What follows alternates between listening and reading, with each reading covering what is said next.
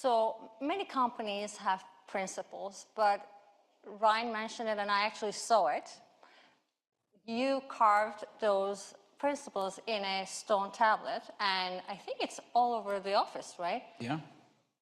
It's almost like your own 10, in this case, maybe 8 commandments. How did that come about?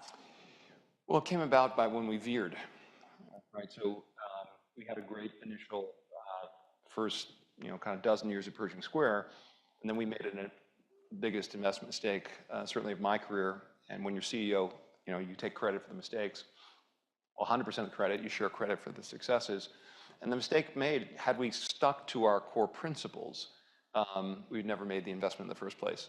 And we'd always talked about these principles, but we hadn't sort of engraved them in stone. So I told a member of the team, come back with a piece of granite and a chisel, and we're going to put this up on the wall.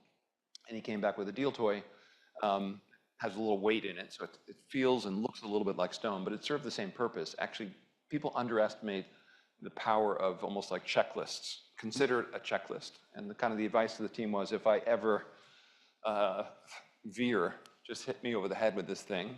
And it worked. And we've actually had the best, since the development of that little tablet, we've had the best 6 years in our history. And one of the beauties of the investment business is you can recover even from big mistakes. The power of compounding. Yes, never lose money, but when that happens, you can recover. So when we look at your investments that you made based on those principles, you put a lot in restaurants.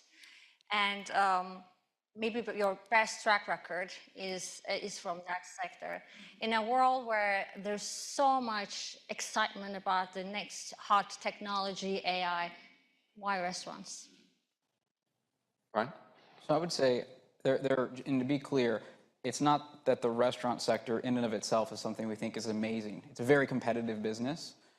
Consumer taste can be a little bit fickle. But I would say at a high level, the 2 types of restaurants that we've invested in, where we've had a lot of success, have either been, I'd say primarily most of the capital has been in franchised businesses.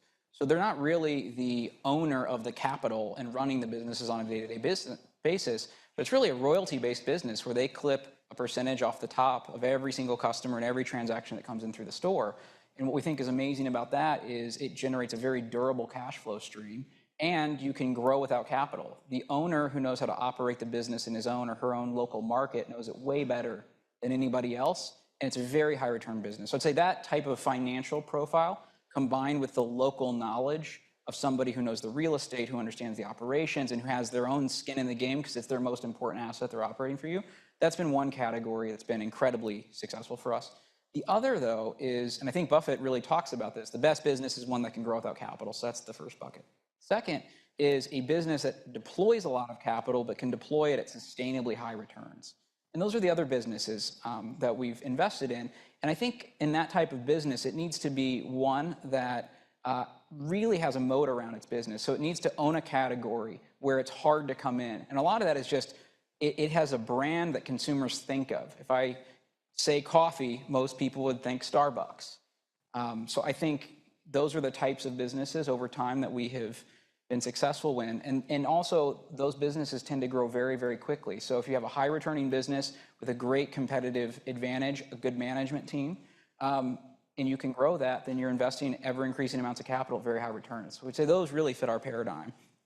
And also, it's a business where technological change generally is favorable. Mm-hmm. So AI, all the quick service restaurant companies today are testing AI and everything from the drive-through process, trying to predict, what deal to offer to the consumer, the customer coming back, what proposed menu, how do I optimize to maximize the potential from the customer? And so, technology is an amazing thing, but you want to own a business where the latest development of technology doesn't disrupt you. It actually enhances your ability to serve your customer.